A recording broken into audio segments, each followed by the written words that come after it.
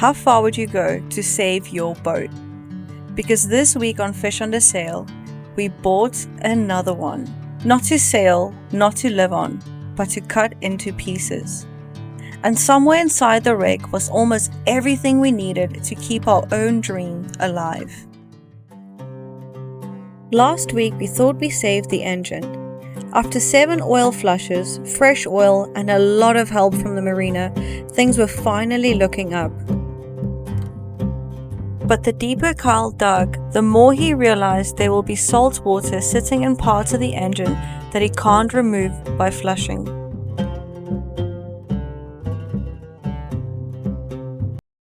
In last week's episode, we got as much of the salt water out of the engine as we possibly could, and I was feeling pretty confident that the piston rings and cylinders would be okay sitting for a couple months while we worked on everything else. The inside of the engine was another story, however. As hard as we tried, we could not get all the salt water out of the nooks and crannies of the engine, especially the gearbox on the forward side of the engine. So we ended up making the decision just to go ahead and strip the engine down and do it right. Either way, I had a long list of other things I needed to tackle on that engine, so we decided this was the perfect time to strip it and get those things done anyway. So I wanted to start by pulling everything off, kind of taking an inventory and seeing the condition of all the components, so that way I could come up with a list to order it. So that way, while we're waiting on these parts to come in, since it usually takes a couple weeks, we can go ahead and knock a bunch of other things out in the meantime. So here I've gone ahead and started stripping the starboard side of the engine, then after that I'm going to go ahead and move on to the port side. After I got done with that, it was time to cap and plug everything, and then move all the parts into stowage because it's probably going to be months before I can get back to this. Alright, I've gotten pretty deep into pulling components off this thing, so here's what I got so far.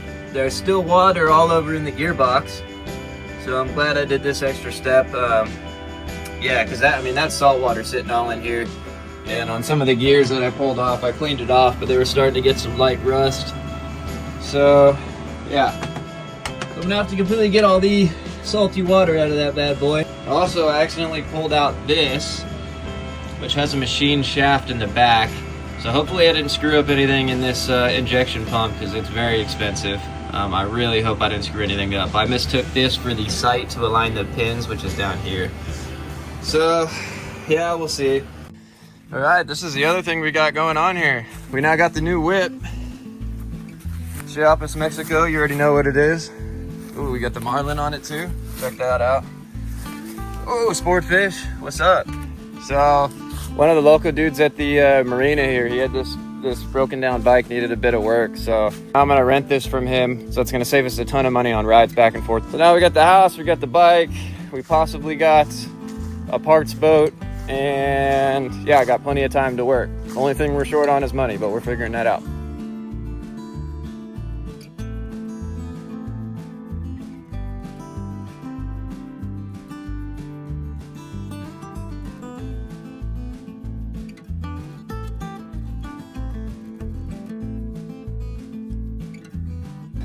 Okay, so I finally got some pretty good news here. This thing has almost everything we need to save a ton of money and get our boat back in the water and ready to go. So I've been talking with the owner for a long time. It's a long, sad story. It's been here for 10 years, getting rained in. It's more or less destroyed. We're in agreement that he should sell me junk rights. I'm gonna hop up there, look around at everything, make a list, and hopefully we can come up with a good price. But let me know what you guys think. Should I buy the second Nauticat and make one giant super Nauticat and get the hell out of here? You let me know.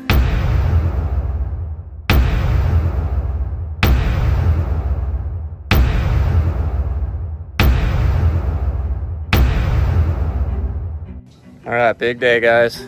The deal's closed. I'm now standing on the new boat that we're allowed to part out called so I'm now the fool who owns. So in the end, as you can see, we just decided to go for it. It was a massive gamble. We couldn't fully inspect the boat until we committed to the salvage rights, and we knew saying yes would mean even more work, more money, more time stuck here in Chiapas in this incredible heat. We sat down, we weighed all the pros and cons, and finally said, you know what? Screw it. We already needed so much for this boat. If this could make even a dent in it, then it was worth the risk. Also, out of respect for the previous owner and the tough circumstances that left this boat sitting here for so long, we've chosen to keep anything personally identifiable out of the video to respect his privacy. There were plenty of moments on this journey where we asked ourselves if we were completely crazy or just plain out of our minds. This was definitely one of those times. But sometimes the only way to find out is to roll the dice and go for it, and that's exactly what we did. Alright, we're inside. This is the worst part of the boat. All the wood, even here. Like, you will fall through the boat. I just got a splinter. Anyway, you will fall through if you stand here. I just brought a bunch of trash bags and some gloves over. So I'm gonna start cleaning out all the trash. Kind of clean it up in here, get rid of all the clutter and see what we actually got. And then go from there. Big moment, super stoked. Oh, it's brutal in here, guys. It's 1,000 degrees. And not only that, it's like a swamp. I mean, everything's rotten, it's moldy as shit. It's rough. Whew, I'm exhausted. Anyway, we got a lot of the boat cleaned out. We're just kind of cleaning up surface level, all the crap and everything. Under this desk here, and I found this thing. Check that out. Dude, this thing's a beast. I'll start using this for pirates.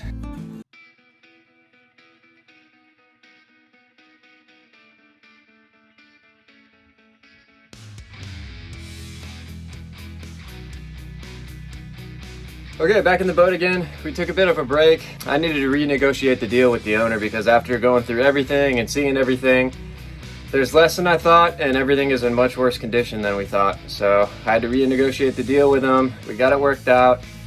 I feel good where we're at. I'm still gonna get quite a bit that we need to finish the boat, but hidden fees are gonna be a little bit more expensive. Like, we need to pump out this oil and diesel that's flooded the hull. I need to hire a crane for the mast and to pull the engine and the generator out before we crush the boat. And there's a bunch of fees that are just adding up, and for what we were getting, the work involved in this and all that, it just it didn't seem good. So renegotiated that. I'm good with the terms. He's all right with the terms. So we're gonna keep pushing now. So what I'm gonna do at the moment, we got a guy coming to pump this oil and diesel out here either today or Friday.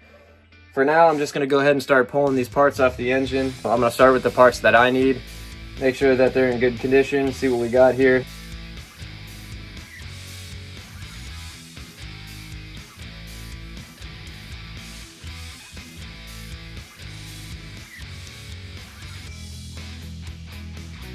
All right, pump out guys are here with their truck and the gear. So we're gonna go ahead and pump out the engine bilge, and then we'll go pump out under the mast and then maybe aft.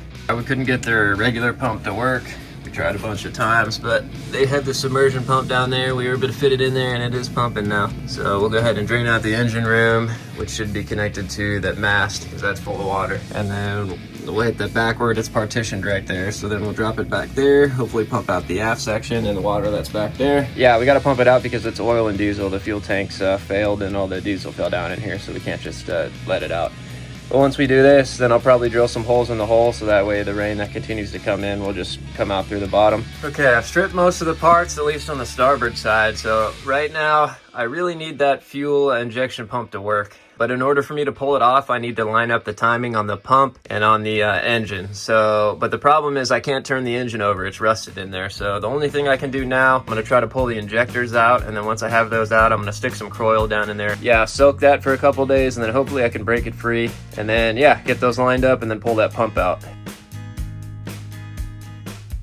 We got the valve cover off. It's a bit rusted, but it's not looking so bad. So I'm gonna go ahead and pull these 4 injectors here. And then I'm gonna dump a bunch of CROIL down there, hopefully loosen those rings up off of the walls. So we should be able to get her turning and line it up and pull that injection pump off. I'll probably keep some of the parts in here, like valves and things like that, you never know.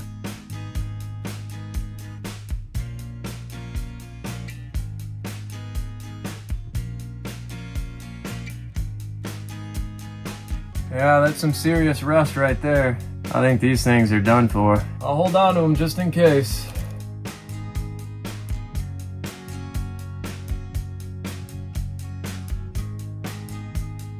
Got all the injectors out, so I'm gonna shoot some CROIL down in every single cylinder, let it chill for a bit. 2 of those injectors were in pretty bad rusty shape. 2 of them look all right, but might be able to clean them all up and save them.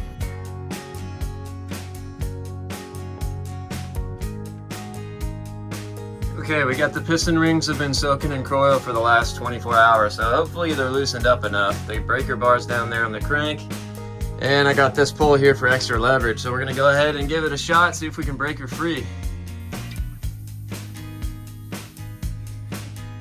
All right, we've CROILed her up good. Let's give this bastard a shot.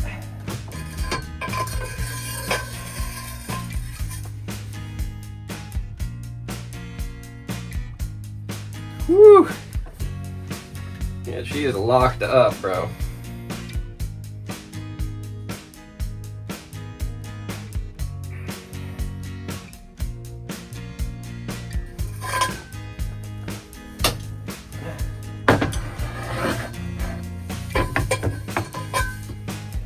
Oh no. She's so locked up we broke my adapter. No, bro. Damn. That's what I get for trying with an adapter. Alright, we got a 15/16 socket on a 3/4 drive, so if this breaks, yeah, I don't know what to tell you. Let's give her our best shot.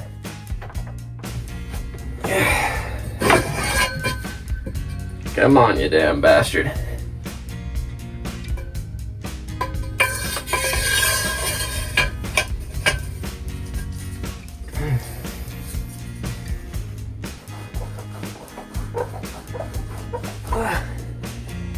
That is crazy. On a normal non-corroded engine, man, I can turn this thing over with like a 6-inch drive ratchet. But this thing, man, I've soaked it in CROIL for days. Taken almost all the parts off that are attached to the crank in some way, and I still cannot get it to budge, even with this breaker. So, alright, I cannot get her to break free, so the only thing I can really do is pull the head off and try to do it that way.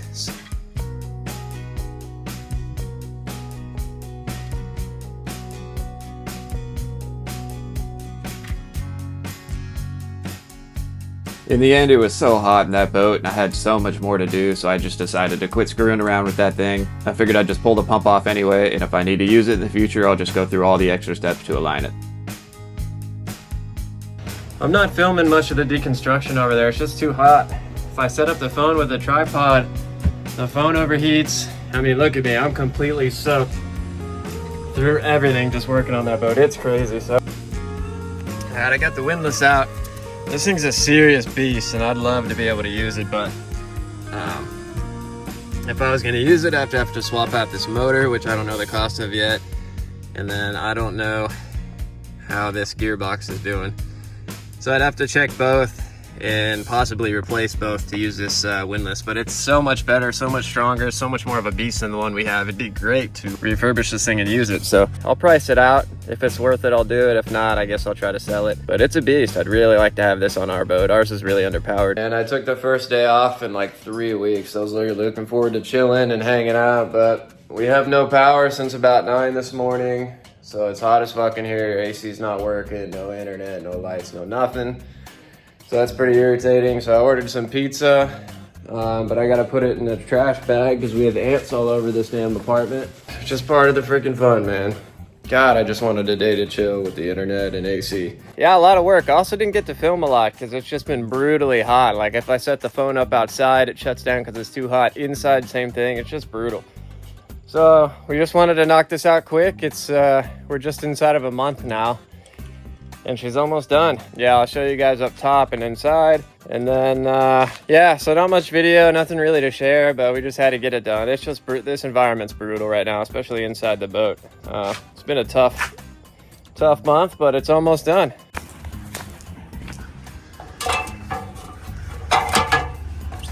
You can see just about everything of value has been ripped out now. So both masts are now ready to pull. I've pulled all the cotter pins and all that, so as soon as we get the cranes here, we could just easily take the masts out. And there's a couple deck fittings up there I need to cut out, and I'm gonna cut these 2 winches out versus trying to unbolt them because it'll be very difficult. So that's kind of the last of outside. Let's see what else we got. All right, and this is inside. She's just a absolute mess. I'll show you guys. Just an absolute mess, but we've been getting busy. It's all, everything of value and not destroyed has been pulled out for the most part. Ooh, sketchy. So we gotta do stuff like this. Yeah. Check out back here. All right, yeah, we're about done. So in here, what do we got left? I just need to decouple the prop shaft here.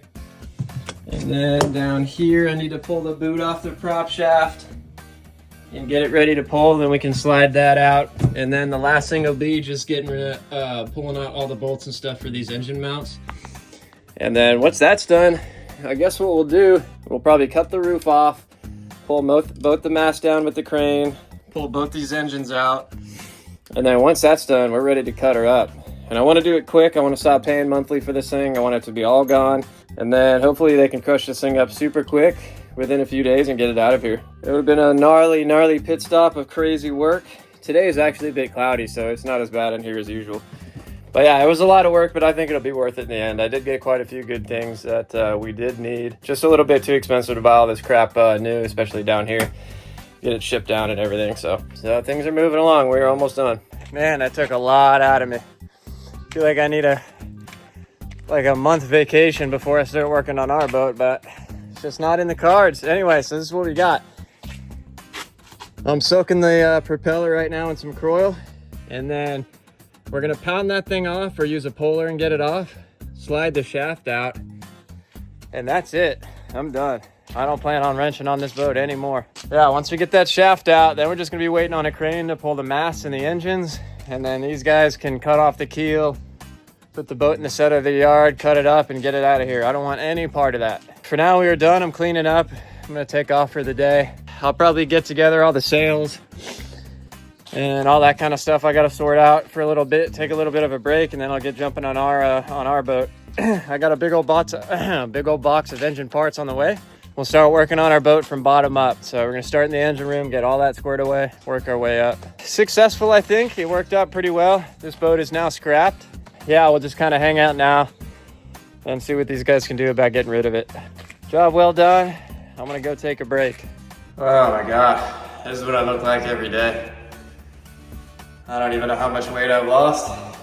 I'm on a diet of, what am I on a diet of? I'm on a diet of canned tuna and ramen, 1,000-degree heat, and work for like 14 hours a day. Whew. I'm glad that's over. We have been cruisers now for 2 years.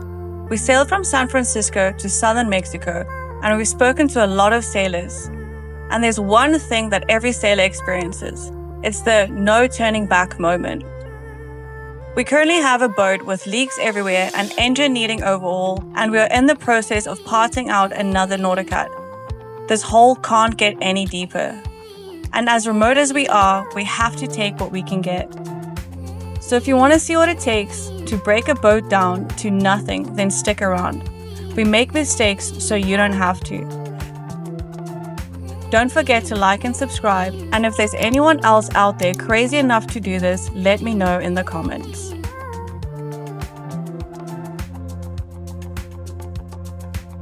See, when we take breaks, this is what we gotta do. We have the AC in this part of the room, and we still have 2 fans.